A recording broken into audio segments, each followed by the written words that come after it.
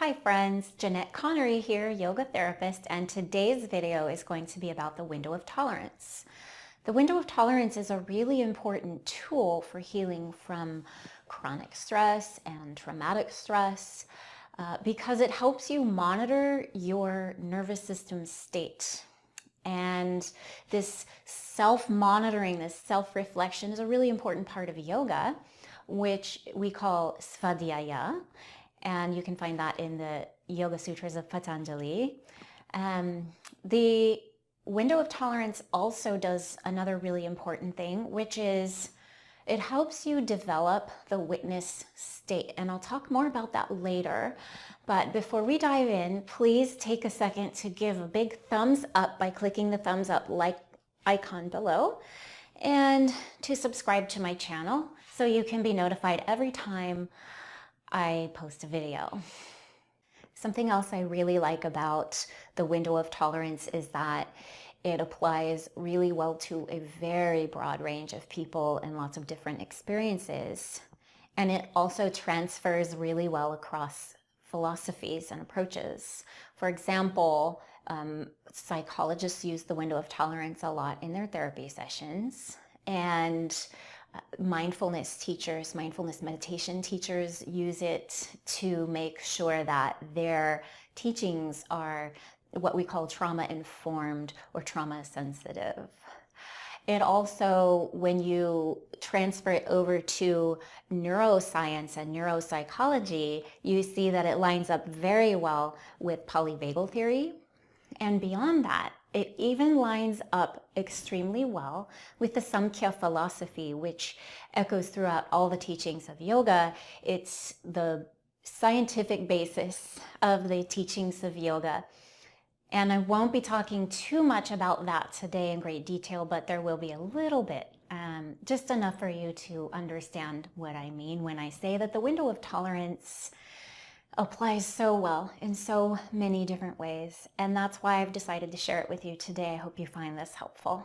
So we're going to talk about the window of tolerance and how this can help people in the first stages of inhabiting their body comfortably and using yoga and other mindfulness practices, and even just in daily life, to cultivate a little bit more space and a little bit more resilience when you have PTSD or even everyday trauma that over time adds up. You can start to see some symptoms similar to PTSD. Awareness is always such a good way to go. So the window of tolerance model was created by Dr. Dan Siegel, and he first created window of tolerance and then later made another analogy as a river of life. So if you'd like to see a picture of a diagram of the window of tolerance and how that works, I have it on a blog, and I will be dropping a link to that blog in the description. I've chosen to use the river analogy because it works so well for our purposes today. And I'm going to draw a river in blue so you can see this is our river, the river of life. Okay, when you're in the river, you're flowing. You're flowing with life. Things are fluid, things are changing all the time, and you're resilient. You're adapting to those changes. When you're in this river, you are feeling, excuse me, you are feeling calm.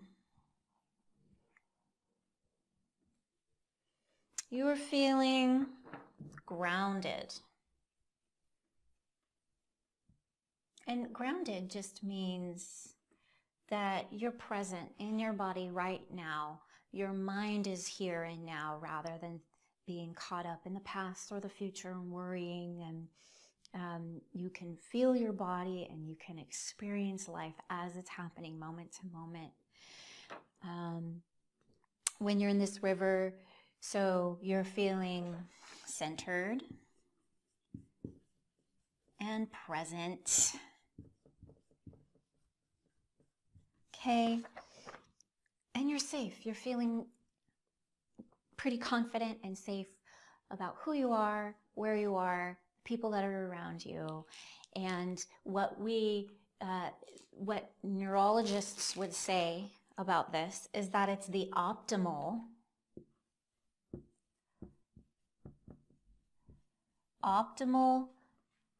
nervous system arousal, right? So your nervous system goes through different states of arousal. That just means how much energy and what kind of energy is going through your nervous system.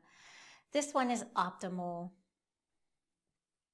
Your nervous system is functioning well, right? And when a person is habitually in this state, this river can become really wide. That means a wide variety of experiences can happen and keep that person still in the flow of life, feeling okay and resilient and adaptable. For people with PTSD or chronic stress, depression and anxiety, this river can become very small. It might even become more like a creek or just a mere trickle. And that means that it takes a lot less to knock someone off of their center, okay? So when you're in your flow, you are here. This is where you are. You are right in the center. Okay? Inevitably, things can happen that will make us start to drift away from that center. And when that happens, you can go in one of two directions. You can go this way, which I'm going to fill in this space later and show you a lot of detail, and this space. You could go this way. So as you start to drift away from the center, you can become dysregulated. So dysregulation just means you're not in your center anymore, and there are lots of different ways that you can experience that.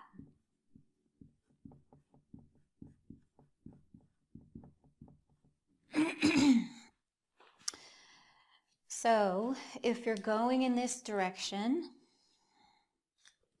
you're moving towards nervous system hyperarousal.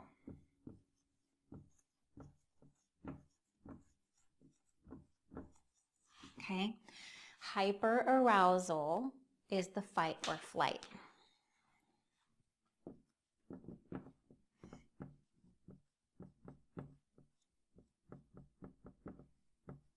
Okay? So we don't go, well, a lot of people don't go straight from their center to hyperarousal.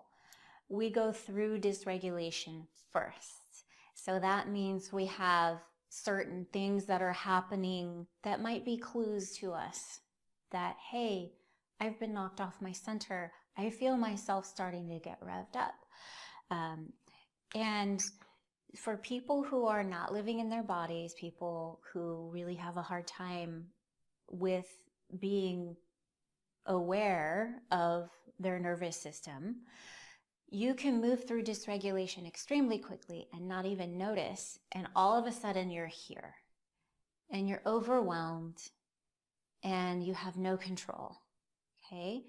So what happens when we're in that hyper-aroused state, or even as we're going through dysregulation to that state, we have increased heart rate, increased blood pressure,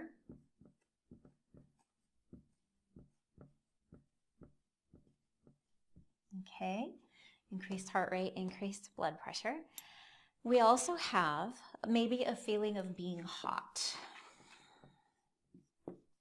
or you've heard someone referred to as a hothead, right? This is what they're talking about. You're definitely feeling it unsafe in the moment where you are, subconsciously at the very least, right? And you are perhaps experiencing hypervigilance.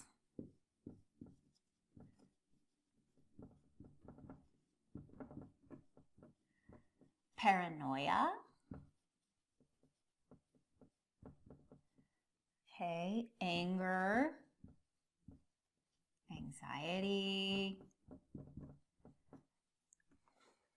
So hyperarousal is associated with movement of energy. Movement and heat. And neurologically speaking, from the polyvagal theory standpoint, we're talking about sympathetic nervous system arousal. I'm not going to go into a lot of detail about polyvagal theory in this video because it would make the video very long, but the blog that I mentioned earlier also has a very concise explanation of polyvagal theory if you're interested in understanding more about your nervous system and the way that plays out in the context of the window of tolerance, okay? All right, so reactive, oversensitive, someone getting angry for almost no reason, right? That's all happening here with hyperarousal. Now, alternatively, when we get knocked off center, we can also go the other direction. Instead of fight or flight, we could go towards freeze response. And again, we go through dysregulation to get there. And dysregulation feels like, oh, things are changing, something's happening, I better pay attention. But for a lot of people, that's not possible. It happens so fast, they don't have that space. All right, I dropped my blue. I'm gonna go get my blue. Good, so I'm using my cheat sheet because I know that I will give you a better presentation if I have the information in front of me. I'm a lot less nervous when I do that. So, good. I'm regulating my nervous system in the best way that I can. When you're going down this way, this is called hypoarousal, not surprisingly.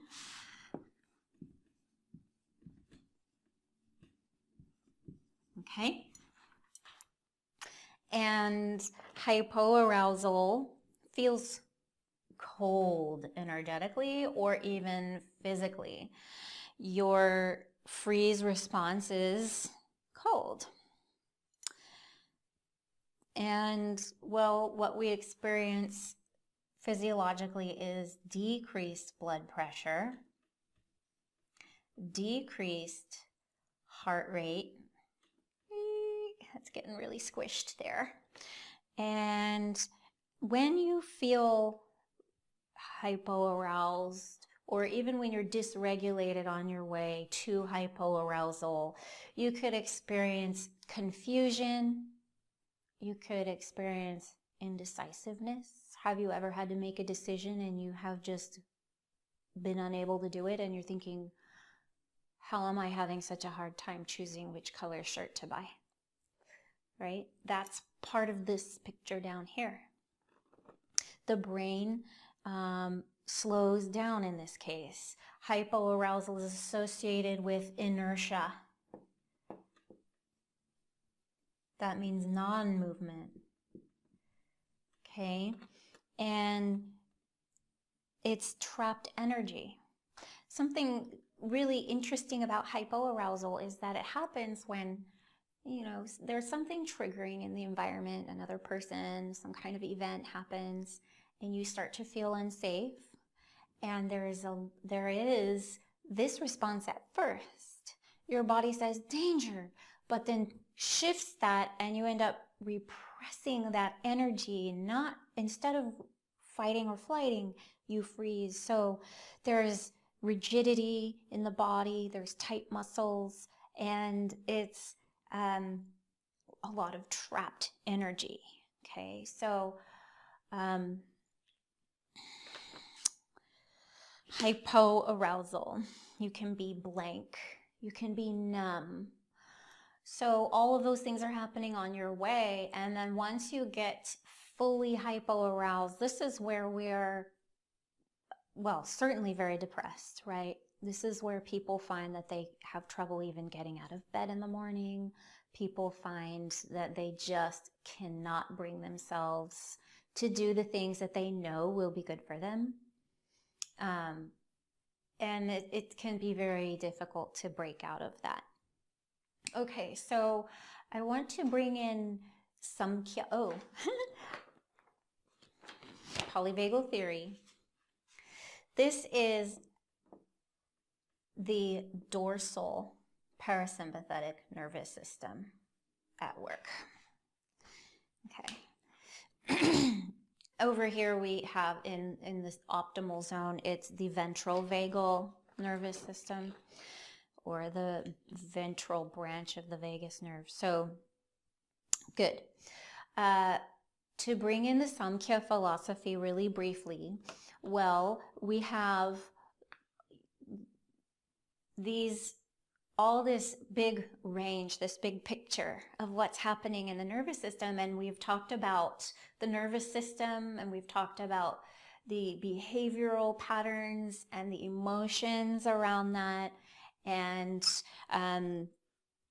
each of these sections is also associated with a guna. Now, the gunas are just energies. There are 3 of them that comprise everything in the manifest universe, the physical universe, including waves.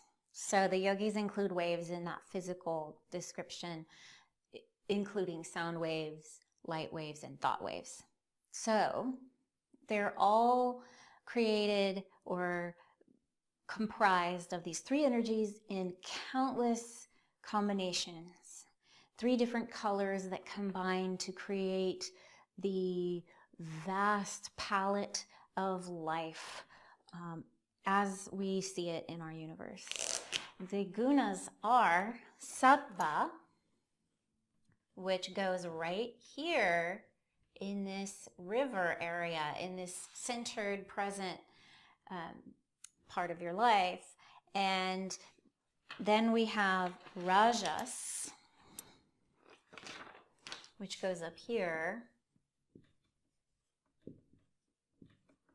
And then we have tamas, which goes down here.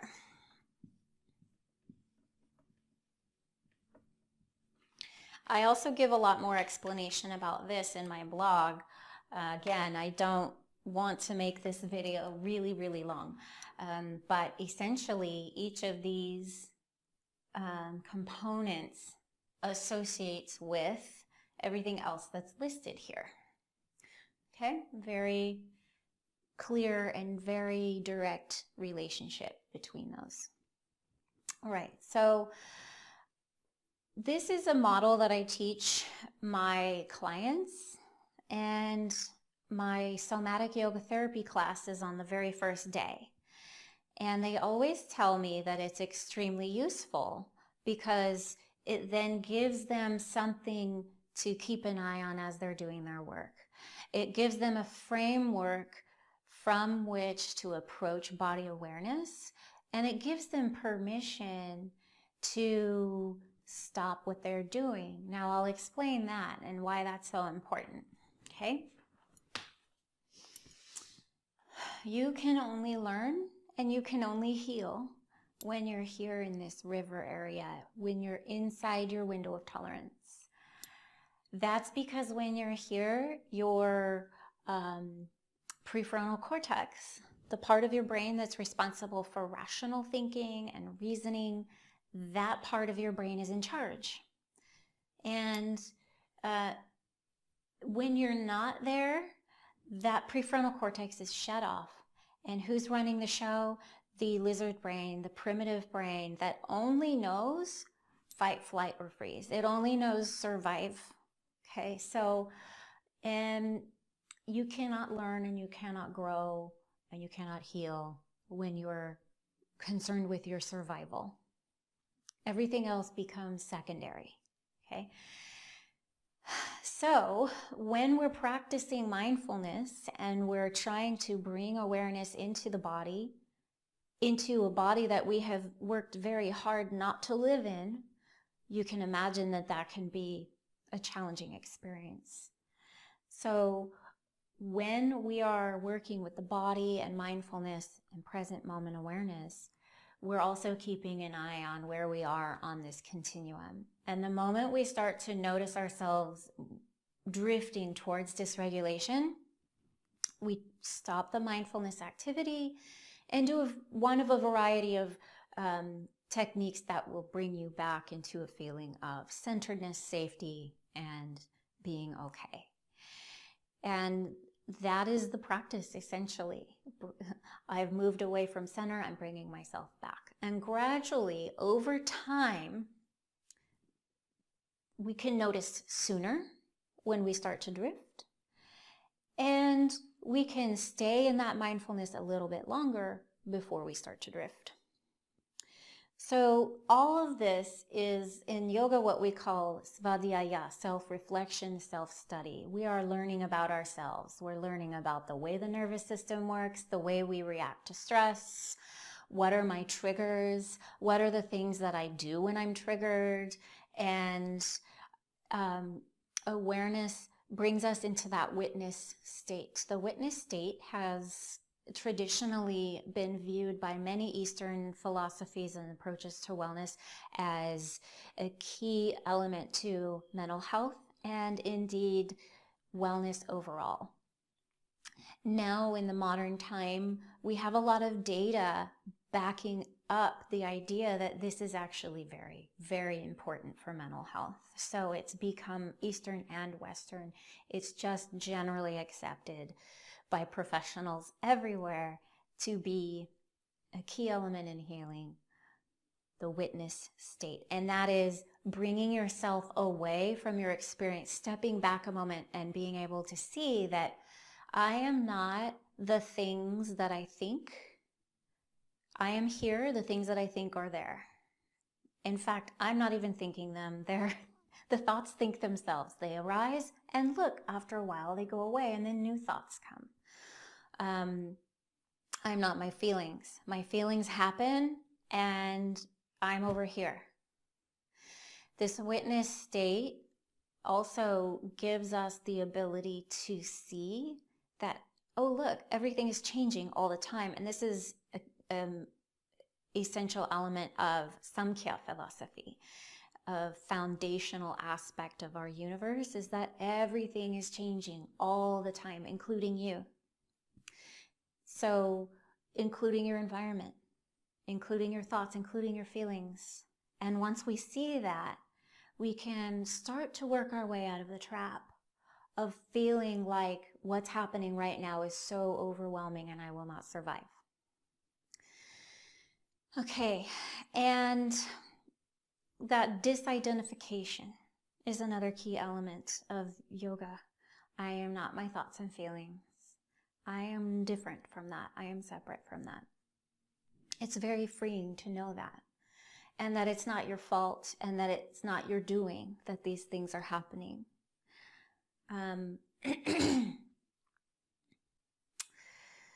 We then can experience over time with lots of practice an increased feeling of willingness to inhabit our bodies, an increased sense of security in our own bodies, and willingness to be here and feel our feelings and experience what we're experiencing rather than repressing, rather than pushing it away. So this ability creates a lot of space, eventually so much space between the trigger and the reaction that we actually have more choice. You have more choice after practicing awareness. Choice over responding rather than reacting. So rather than jumping here, you actually get to say, oh look, something triggering has happened. What am I going to do about that? Well, I'm going to fill in the blank, right? We learn lots of coping strategies. Okay. So I hope this was really helpful to you. Again, I have a blog about all of this that gives so much more detail. If you're interested in reading it, I'm dropping a link in the description below. If you're interested in my 8-week somatic yoga therapy class for healing trauma and chronic stress and anxiety, there will be links to that as well. Thank you for joining me. The light in me bows to the light in you because they are the same. Namaste.